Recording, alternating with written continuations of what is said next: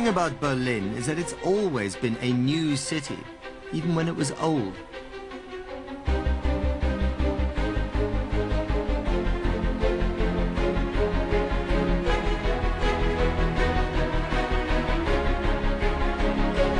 In the first half of the 19th century, it was little more than a provincial town.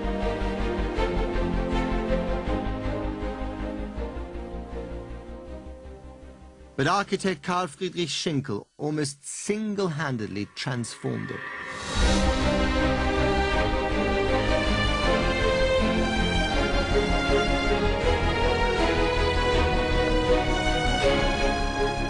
His passion had been ignited in 1806 when French soldiers marched into Berlin, led by Emperor Napoleon Bonaparte. Carl Friedrich Schinkel watched as Napoleon's troops marched into his city. French occupation was to rouse his patriotic fervor, but he vented his anger and his rage by creating some of the city's finest buildings.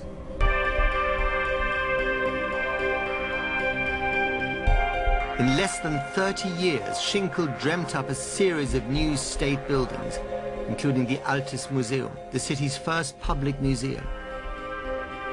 Schinkel used the elegance of ancient Greece to make a new city seem older than its years. Schinkel was to build his king and master a classical paradise, an Athens on the Spree. At last, Berlin was to become a European capital of consequence. And as a dreamer in stone, Schinkel's mind buzzed with ideas and forms. Not content with that, though, Schinkel also saw the future of architecture itself.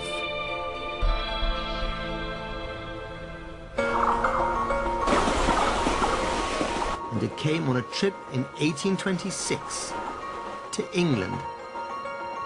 He sketched the grim mills and factories of Manchester and other northern towns, and he sketched them like a man possessed.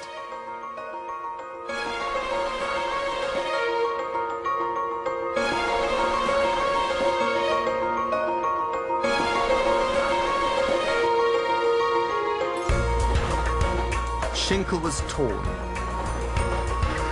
At heart, he was a romantic who yearned for beauty. But there was something about the industrial architecture that he encountered in England that excited him. Back in Berlin, he came up with a building that married the two and would take architecture in a wholly new direction.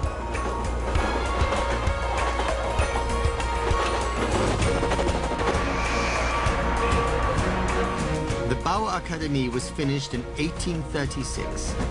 Nothing like it had ever been built before in Berlin, or indeed anywhere else. Schinkel had dreamt up a building that was elegant in appearance, but pioneering in construction.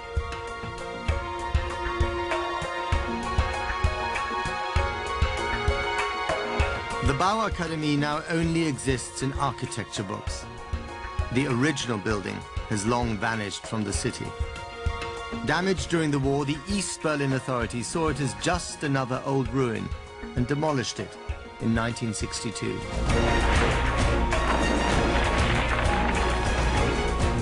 The Bauakademie is where Schinkel died in 1841. From overwork, they said. The Berlin that he left behind was now on the verge of greatness. A city, like Schinkel himself, both romantic and progressive. By the turn of the 20th century, Berlin had become the most modern city in the Western world.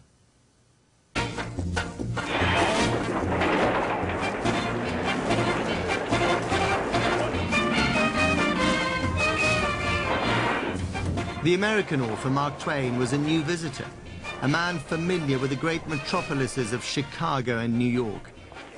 But it was in Berlin that he saw the future. Hallo, hallo, hier Radio Berlin. Auf Wellenlänge so send ich dir Küsse hin. Doch bin ich mal bei dir zu Haus und küss ich deinen Mund. So schalte ich die Antenne aus, dann geht's auch ohne Funk. No other European capital could touch it for innovation. It had some of the first electric traffic signals and streetlights on the continent.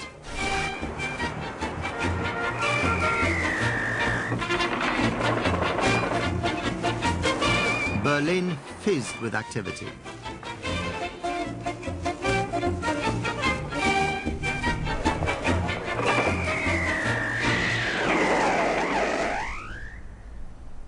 And everything had to be beautiful.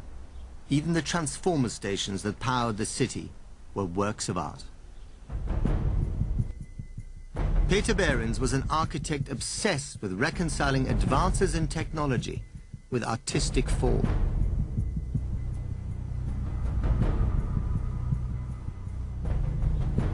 His turbine factory for the AEG power company was completed in 1910.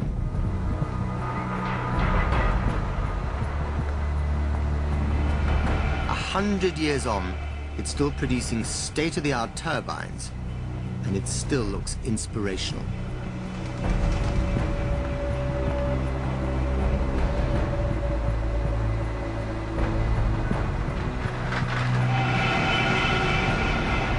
Like Schinkel before him, Behrens instinctively understood the beauty inherent in the industrial form through the marriage of glass and steel and brick.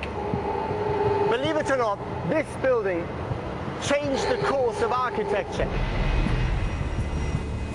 Modernism, an architectural movement that embraced the new, was born.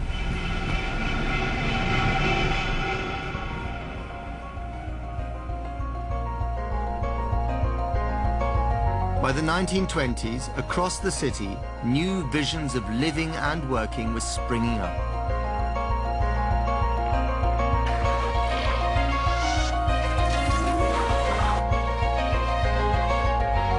Berlin had become a cauldron of creativity.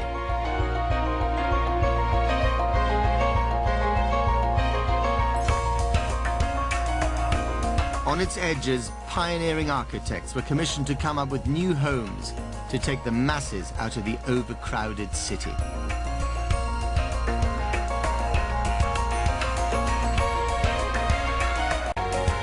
The Hufeisensiedlung, or horseshoe estate, designed by Bruno Taut, had more than 1,000 residences.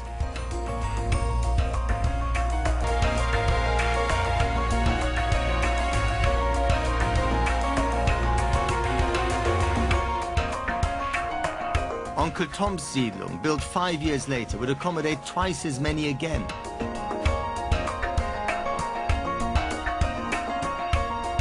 These estates were like garden cities, boldly colorful, the fruits of a society that celebrated the new. Modernism now led, and where Berlin led, the rest of the world followed. Or so it seemed.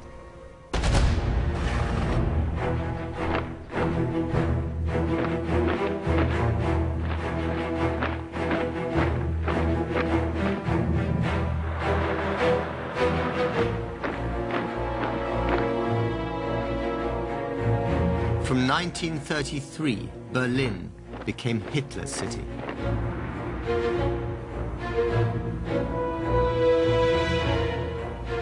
The rise to power of the Nazi Party spelled the end of modernism, condemned by them as cosmopolitan rubbish.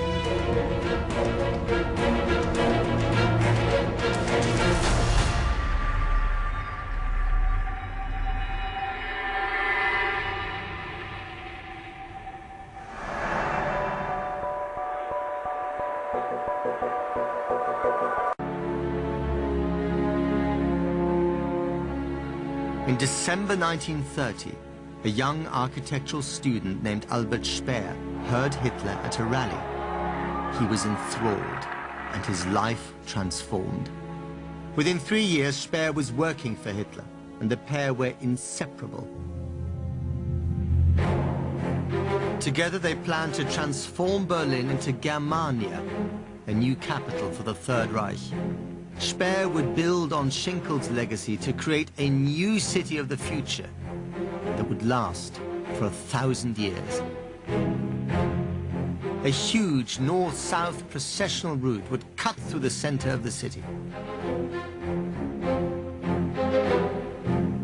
At its northern end would be the heart of Germania itself, the Große Platz. So this is where it would have been, the giant square, der Große Platz. To the west, Hitler's own palace. To the east, the existing Reichstag. To the north, the crowning glory of Germania, the People's Hall, the Volkshalle. Its dome 16 times higher than the Dome of St. Peter's, just imagine. And then to the south, at the end of a grand avenue, the largest triumphal arch in the world, dwarfing the Arc de Triomphe in Paris. In fact, everything in this city would have been designed to dwarf everything in it and around it.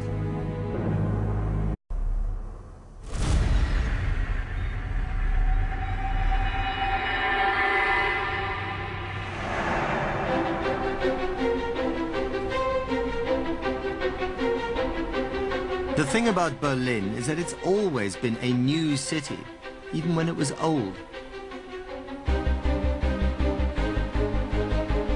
Troops marched into his city. French occupation was to rouse his patriotic fervor, but he vented his anger and his rage by creating some of the city's finest buildings.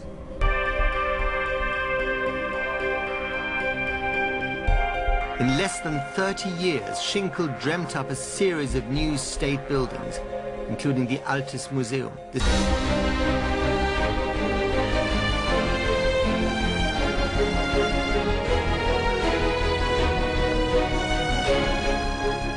His passion had been ignited in 1806, when French soldiers marched into Berlin, led by Emperor Napoleon Bonaparte.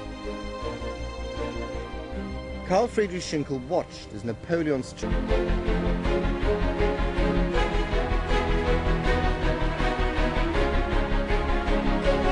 In the first half of the 19th century, it was little more than a provincial town.